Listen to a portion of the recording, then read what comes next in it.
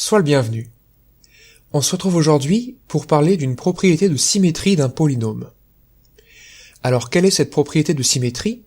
Eh bien mon but ça va être de démontrer que si je prends un polynôme à coefficient réel, qui vérifie p de x est égal à p de 1 moins x, alors p s'écrit comme un polynôme en x facteur de 1 moins x. Autrement dit, ça va pas seulement être une somme de réels que multiplie des x puissance i, mais une somme de réels que multiplie x fois 1 moins x, le tout à la puissance i. Alors on peut se demander comment attaquer ce problème-là. En fait, ma première idée, c'est que si c'était des fonctions que j'examinais, je pourrais parler d'une certaine propriété de symétrie grâce à un graphique. Alors justement, je vais faire un dessin pour expliquer quelle est cette propriété de symétrie que l'on peut voir.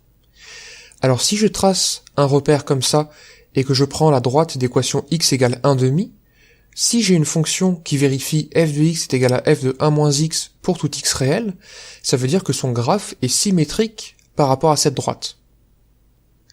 Et donc du coup je peux le démontrer très brièvement en disant que si je calcule p de 1/2 plus x, en appliquant la propriété que j'appelle étoile, ça fait cette expression-là, et si je simplifie tout ça, ça donne p de 1/2 moins x. Autrement dit, ce qui se passe à gauche et à droite de 1/2, c'est identique. Donc le raisonnement que j'ai fait là, je l'ai illustré graphiquement grâce à la fonction polynomiale associée à p. Alors la question c'est comment j'exploite cette information-là ? Comment j'exploite cette propriété de symétrie ? Eh bien en fait ici il y a deux idées. La première idée c'est que je connais une propriété de symétrie qui s'appelle la parité d'une fonction, ou l'imparité d'une fonction. Ce sont toutes deux des propriétés de symétrie du graphe de la fonction considérée. Et la deuxième idée, c'est que comme souvent en mathématiques, on va se ramener à 0. Donc ici, effectivement, une fonction paire, que je dessine ici, serait symétrique par rapport à l'axe des ordonnées, c'est-à-dire à la droite d'équation x égale 0.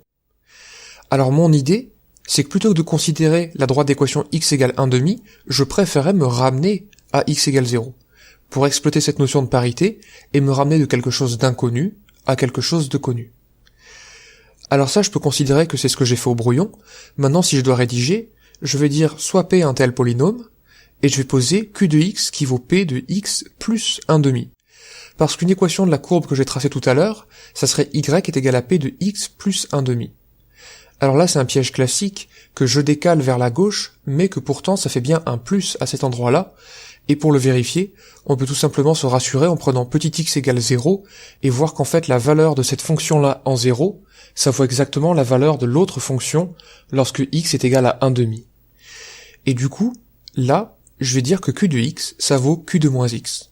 Et d'ailleurs, je l'ai prouvé tout à l'heure par la relation que j'appelle 2 étoiles. Donc ici, je viens de déplacer le problème. Maintenant, comment j'exploite le fait que q de x, ça soit q de moins x ? Eh bien en fait, l'idée, c'est qu'un polynôme qui vérifie cette relation-là, il ne peut comporter que des termes de degré pair. Et on va le démontrer, ça.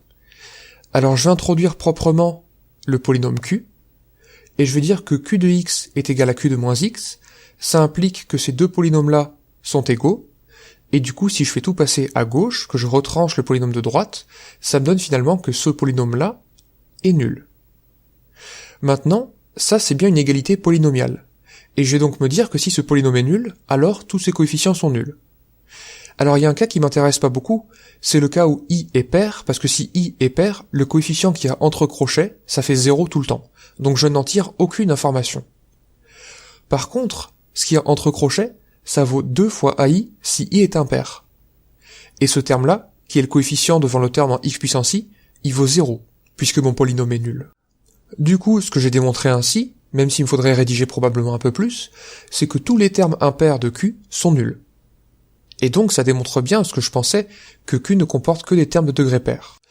Et du coup, ce que ça veut dire, c'est que q, je peux l'écrire comme la somme de i est égale à 0 à n des lambda i x puissance 2i, où n c'est un entier naturel et lambda i c'est une famille de réels.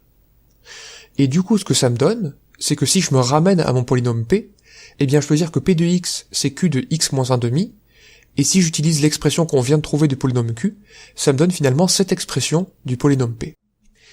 Alors normalement, si tout se passe bien, je dois être proche du résultat, à ce stade, et je t'expliquerai pourquoi dans la conclusion.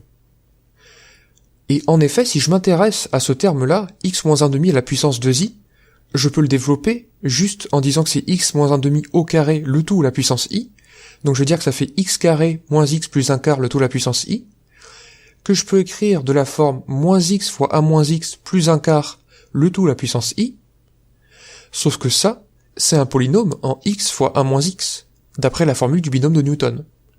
Si je développe ce polynôme-là, je vais trouver un polynôme en x fois a moins x. Et donc du coup, ça me permet de conclure cette affaire, puisque P, c'est une combinaison linéaire de polynômes en x a moins x, et donc du coup, il va lui-même s'écrire comme un polynôme en x a moins x.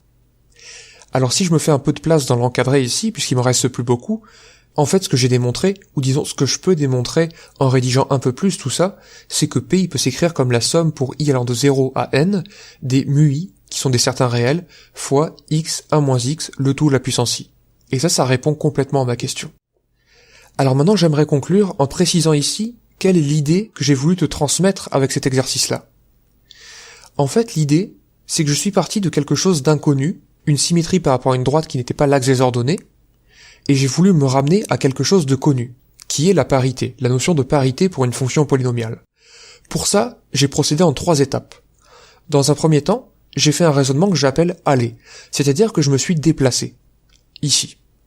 Ensuite, j'ai exploité le résultat là où il était facilement exploitable, et c'était ici le fait qu'un polynôme qui vérifie q de x est égal à q de moins x ne comporte que des termes de degré pair.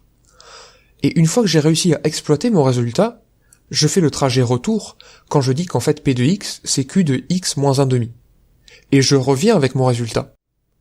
Et comme j'ai pas perdu d'informations par cette translation de 1 demi d'un côté et de l'autre, je sais que normalement j'ai exploité toutes les hypothèses, donc je dois être proche de la réponse.